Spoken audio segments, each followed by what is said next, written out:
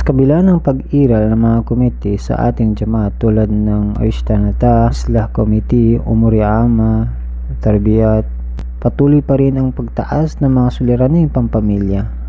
Dahil dito maraming relasyon ang nauuwi sa pagkasira at umaabot pa sa diborsyo.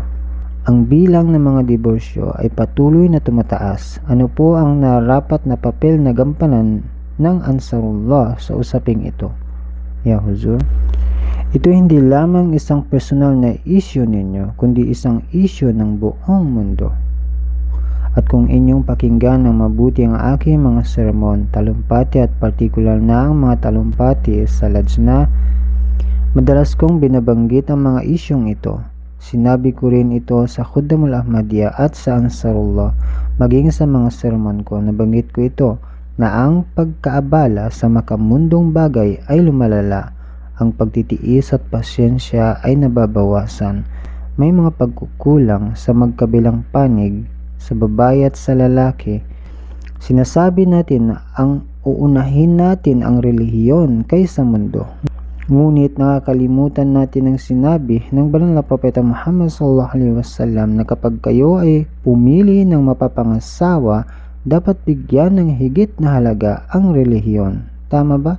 Ngunit ang madalas na inuuna ay ang mga makamundong bagay, kagandahan, kayamanan at iba pa.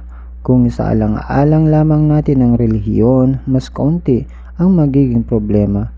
Ang materialismo ay may masamang epekto rin sa ating Ahmadi, sa ating lipunan. Kaya tungkulin ng mga sekretary, tarbiyat ng Lajna, mga muhtamim ng Khuddamul Ahmadiyya, mga kaid ng Ansarullah at iba pang mga opisyal ng tarbiyat na magkaisa at ituon ang pansin sa tamang paggabay sa kanilang mga miyembro. Kailangan nating ipaalala na tayo ay nangako na uunahin ang relihiyon kaysa mundo.